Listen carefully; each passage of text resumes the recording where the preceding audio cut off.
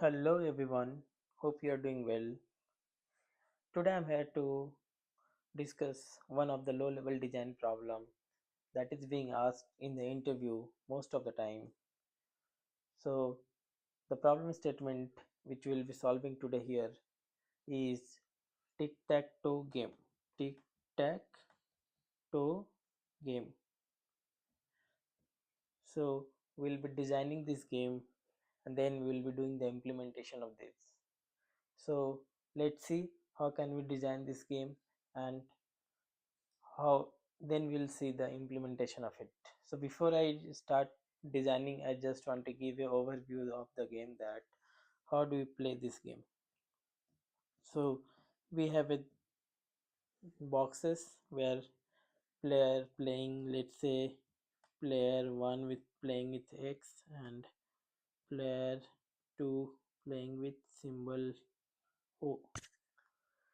So player 1 will put his symbol in the boxes, then player 2, let's say player 1 will place here and player 2 will be here and then player 1 here, and it matches in the column. So if the symbol matches in all the column, or it matches in a row, or even it can be in the diagonal.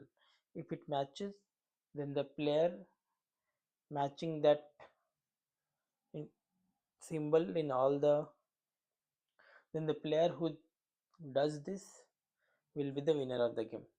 So let's see how will we design this game first, and then we will go to the implementation of it. So let's get started with the designing part. So first of all, we'll be needing symbol. So let's take, I will just take enum, or I will say we'll take a enum, nothing but symbol type, which will have x and o, and then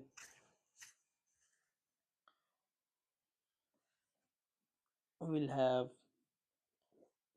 playing symbol. There will be a class. I will design a class called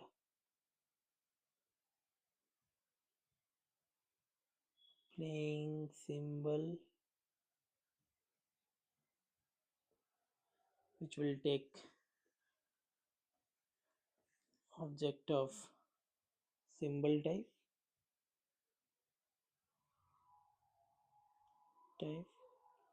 let's say type, and then after that I'll have two more classes, one for representing symbol x, and second is for symbol o.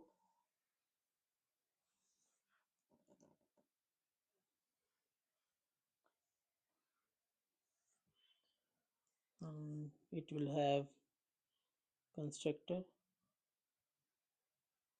symbol x. Here will have the constructor symbol o,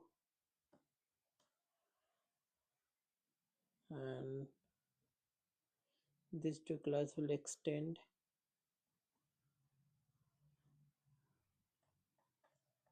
playing symbol.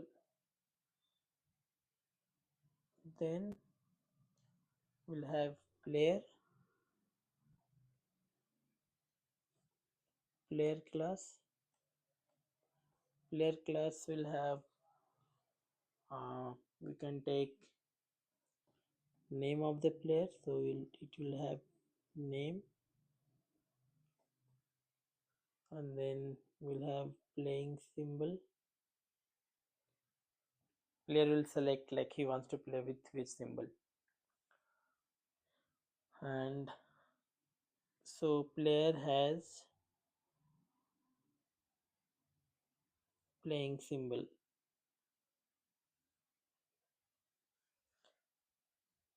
Then we'll have one more class called game. So game will have list of player because here the game will be played by more than one player. So we'll make a list of player so that we can have players added to this list. So we'll have list of players,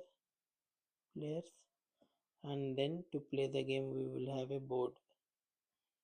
So board. The game has player,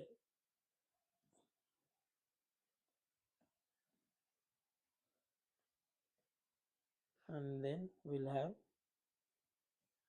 board.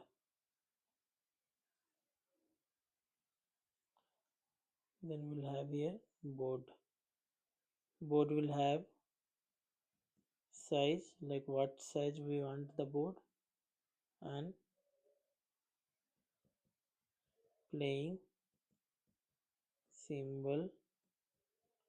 We'll take 2D array of board. So game has board. So here I want to make you understand two things, because we need to understand the relationship between the classes. So these all will be the classes in order to design the game.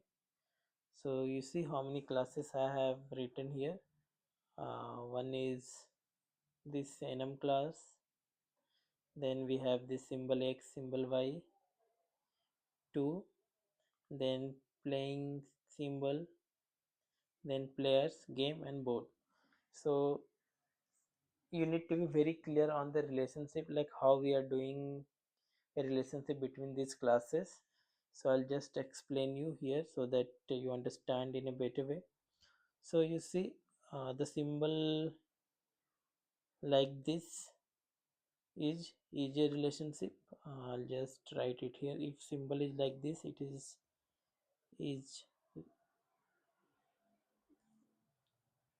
relationship,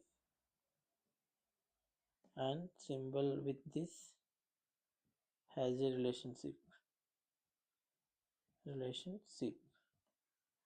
So you see playing symbol is having is a relationship with symbol x and symbol o, and player has a relationship with playing symbol, and game has a relationship with players, and game also has a relationship with board. So you can say like this: game has player, game has board, player has playing symbol. So these are has a relationship. So I hope that you are able to understand what I am trying to make you understand.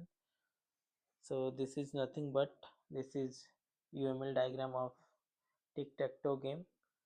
So this was the designing part of the game. Now we'll go to the implementation part of the game. So let me go to the implementation and then I'll explain the code. I'll go to my ID here. Let's go to here. Yes.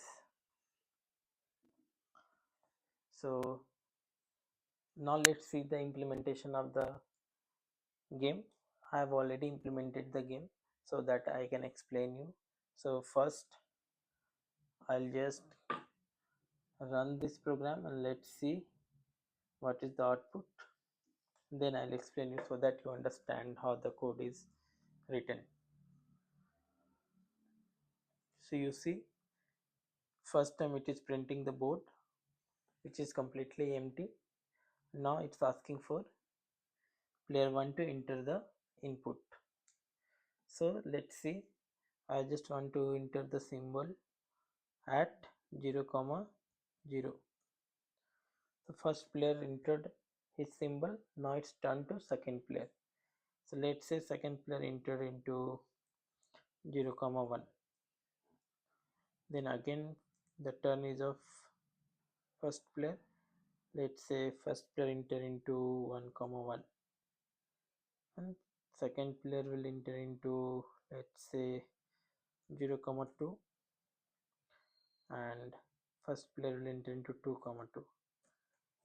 So let's see, now it's saying that winner is player 1 because when we enter into 2 comma 2 it matches this diagonal and game gets over. So this is how the result is coming out of the implementation game. So let's see how we have implemented this in a code. So as I have explained in the UML diagram, similarly with respect to the UML diagram, here I have created a class so that you can relate what I have explained in the theory is same way it is implemented. So first in the theory which we have taken is the enum classes, which was symbol type.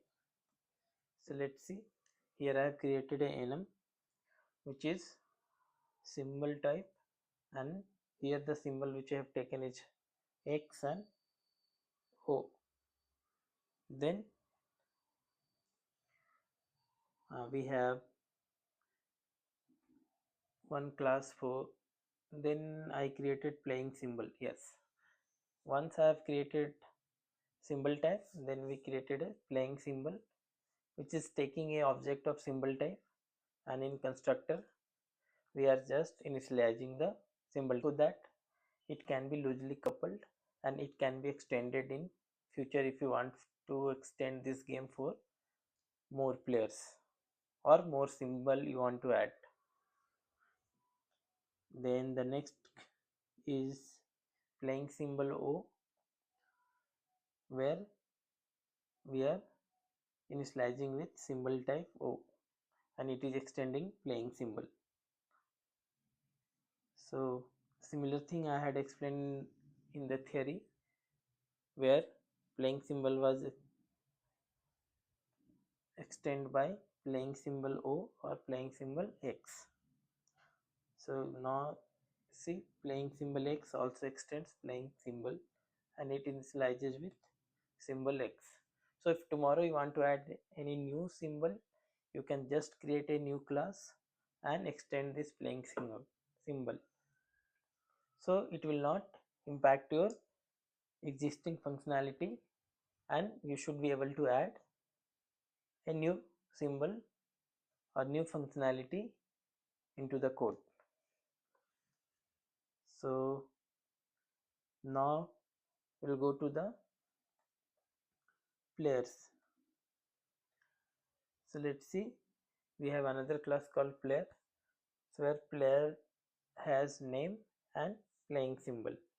So these two attributes is needed because how to identify the players, we should give the name to that player and that player is playing with which type of symbol, so that for that purpose we'll be having this playing symbol, and we are initializing these two properties in the constructor, and then we are having this getter and setter.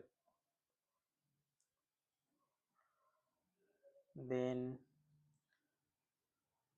we'll go to now tic tac game here. So here we have taken a DQ and a board because the game will have players and board, so we can maintain the list of the players and board. And then we have board class where we are defining the size of the board so that we know like we are creating a board of which side, and then we are taking a array of playing symbol 2D array so that we can initialize the value and we can add the symbol when we play the game.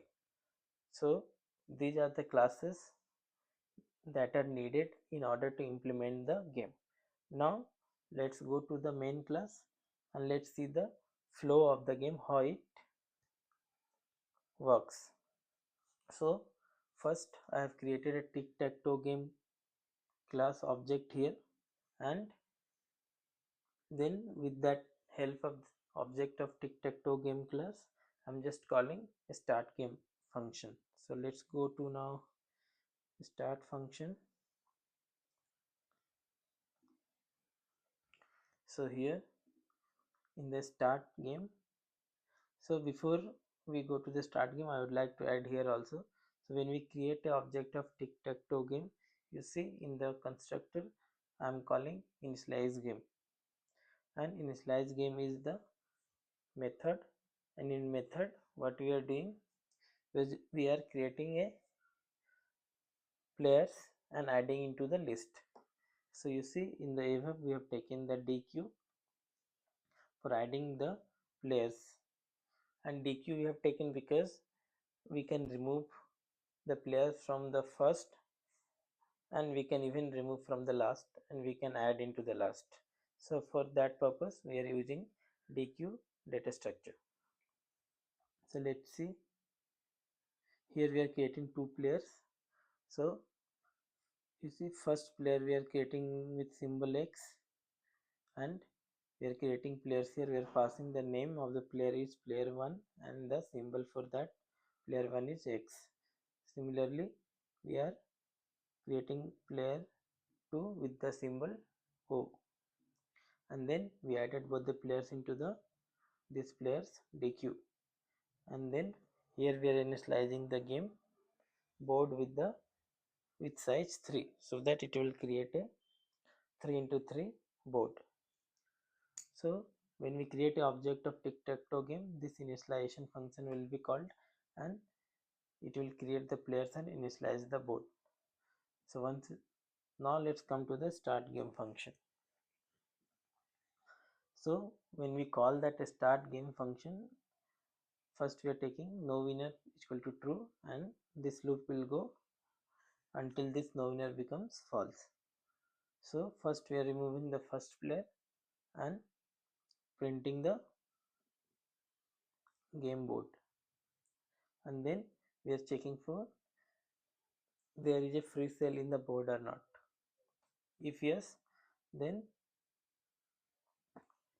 we are making no winner false and will continue, and it becomes false and it will go out of the loop. If no, then here we see we are taking this input for player from the users, like player 1 player 2 will give their input. So we are taking that symbol from the users, I mean players, and after that we are adding those symbols into the game board. So it will add symbols and where to add. So this method is taking row and column and the symbol. So if you go to this add symbol, here you see it is taking row, column and playing symbol, and if it is not null it is returning false, else it is adding to the board and returning true. Let's go back, and if it is not added successfully, here you see if it is adding, that position is already successfully added, and a player is trying to add at the same position, we should throw a error saying that it is at incorrect